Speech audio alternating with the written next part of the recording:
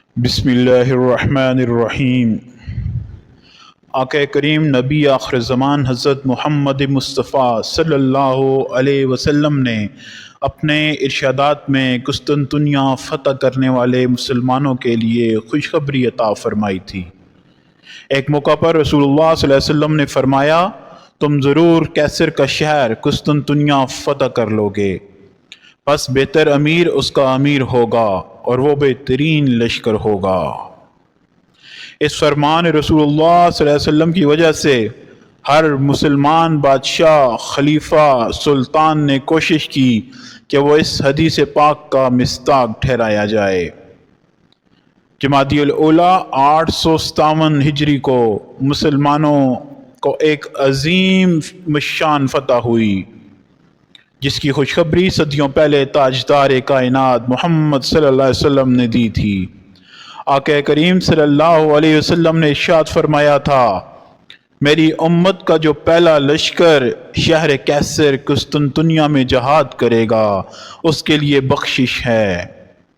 صحابہ کرام رضوان اللہ علیہم اجمعین کے دور سے ہی تاجدار کائنات حضرت محمد مصطفیٰ صلی اللہ علیہ وسلم کی اس مبارک حدیث پاک کو پورا کرنے اور اس عظیم فتح کو حاصل کرنے کے لیے مختلف ادوار میں مارکے ہوتے رہے، لیکن یہ فتح ایک نوجوان سلطان کا مقدر تھی، جو ارادہ، پختگی، عزم و ہمت، جرأت و بہادری اور استقلال کا پہاڑ تھا۔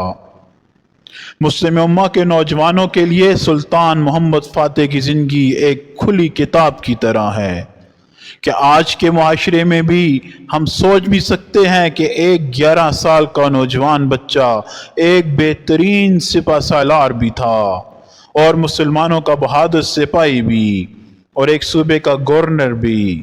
یہ مسلمانوں کا وہ عظیم الشان دور تھا کہ بچہ جب پیدا ہوتا تھا تو اسلام کی ثقافت اور نظریہ اس کو منتقل کرنا شروع کر دیا جاتا تھا۔ ہمارے معاشرے کی حالت تو یہ ہے کہ اپنی تاریخ تک نہیں جانتے اور نہ ہی کبھی مطالعہ کرنے کی زحمت کرتے ہیں، لیکن یاد رکھیے، زندہ قومیں اپنی تاریخ یاد رکھتی ہیں، قوموں کی تاریخ ان کے مستقبل کی رازداں ہوتی ہے۔ اس دور میں جب بچہ بولتا تھا تو وہ اپنی ثقافت اور نظریات کا علمبردار بن کر بولتا۔ سلطان محمد فاتح کی عمر اس وقت صرف 11 برس تھی جب ان کے والد سلطان مراد نے ان کو ریاست عماسیہ میں گورنر اور فوج کا سپہ سالار بنا کر بھیجا۔ محمد فاتح جب 19 برس کے ہوئے تو خلافت عثمانیہ کا تخت سنبھالا۔ اس وقت قسطنطنیہ کا بادشاہ قسطنطین تھا اور تغل کی اولاد اور خلافت عثمانیہ کے یہ سلطان فتوحات پر فتوحات کر رہے تھے، لیکن یورپ کی طرف ابھی تک قدم نہیں رکھا تھا، کیونکہ یورپ کا دروازہ یہی شہر تھا۔ لیکن یہ شہر فتح کرنا بے حد مشکل تھا اور اس شہر کی فضیلیں بہت مضبوط تھیں۔ اس کے صرف ایک طرف خشکی اور باقی جانب سمندر ہونے کی وجہ سے بھی مشکلات تھیں۔ کئی دفعہ اس شہر کو فتح کرنے کے لیے لشکروں کے لشکر آئے اور اس شہر کی دیواروں سے ٹکرا کر شکست کھا گئے۔ قسطنطنیہ کے بارے میں مشہور ہو گیا تھا کہ یہ شہر کبھی فتح نہیں ہو سکتا۔ بازنطینی سلطنت کی تاریخ میں قسطنطنیہ شہر پر کم از کم 24 دفعہ حملہ ہوا۔ سب سے آخری حملہ مسلمانوں کی عظیم الشان سپہ سالار سلطان محمد فاتح نے کیا اور اس نے ہی یہ فتح حاصل کی۔ در حقیقت سلطان محمد نے تخت نشین ہوتے ہی قسطنطنیہ پر حملہ کرنے کی تیاریاں شروع کر دی تھیں۔ یہ ان کا مقصد بن چکا تھا۔ سلطان محمد نے پہلے تمام باقی دشمنوں سے خطرہ کم کیا، وہ ایسے کہ انہوں نے امیر کرمانیہ سے صلح کر لی، چند بغاوتیں تھیں ان کو ختم کیا اور 3 سال کے معاہدے پر ہونیاڈے سے بھی صلح کر لی۔ یوں سلطان محمد کو اطمینان ہو گیا کہ وہ سکون سے قسطنطنیہ پر توجہ دے سکے گا۔ قسطنطنیہ عیسائی دنیا کا روحانی مرکز تھا اور اسے عیسائی دنیا میں ایک روحانی قلعہ کی حیثیت حاصل تھی۔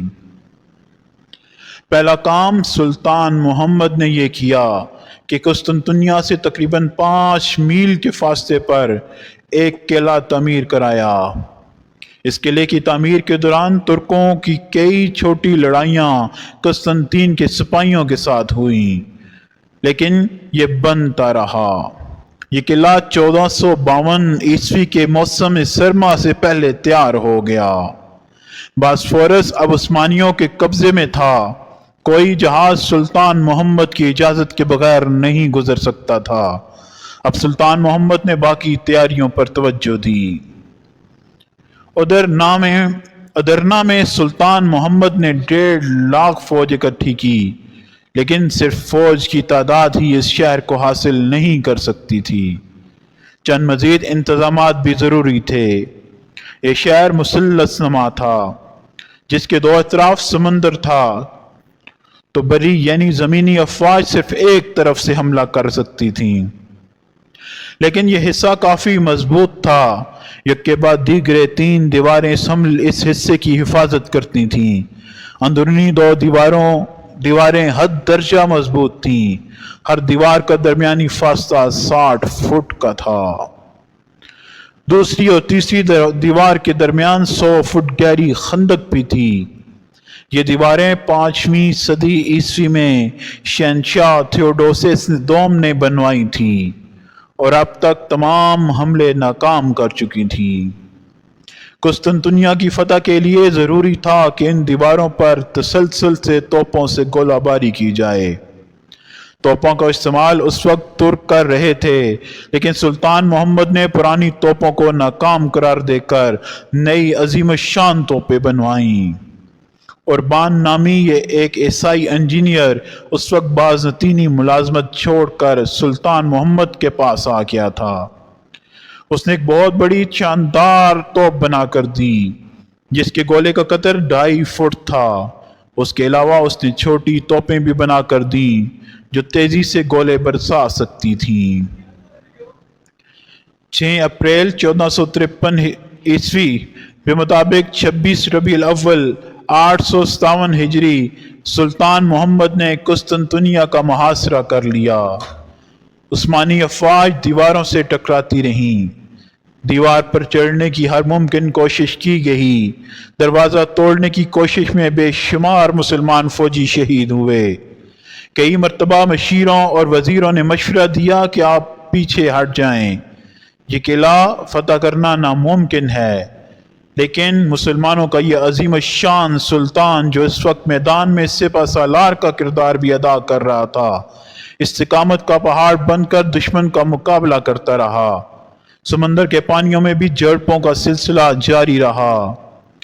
جمادی الاول 29 مئی 1453 عیسوی آج محاصرے کو 54 دن ہو چکے تھے۔ سلطان محمد اور اس کی فوج نے رات عبادت اور دعا میں گزارنے کے بعد نماز فجر ادا کی۔ 21 سالہ عثمانی سلطان محمد فاتح سپہ سالار بن کر غیر متوقع طور پر اپنی فوج کے اگلے مورچوں پر پہنچ گئے اور شہر پر زبردست حملہ کیا۔ توپوں کی گولہ باری کی وجہ سے جس جگہ سے شگاف تھا وہاں گمسان کا رن پڑا۔ سلطان محمد بھی عزم و حوصلے کی اعلیٰ مثال تھے۔ خود کمان سنبھال کر ایک شدید اور تازہ دم حملہ کروایا۔ ادھر رومی بھی بڑی بے جگری سے لڑے، لیکن ادھر سلطان محمد بذات خود بھی بہادری اور شجاعت کی زندہ مثال بن گئے۔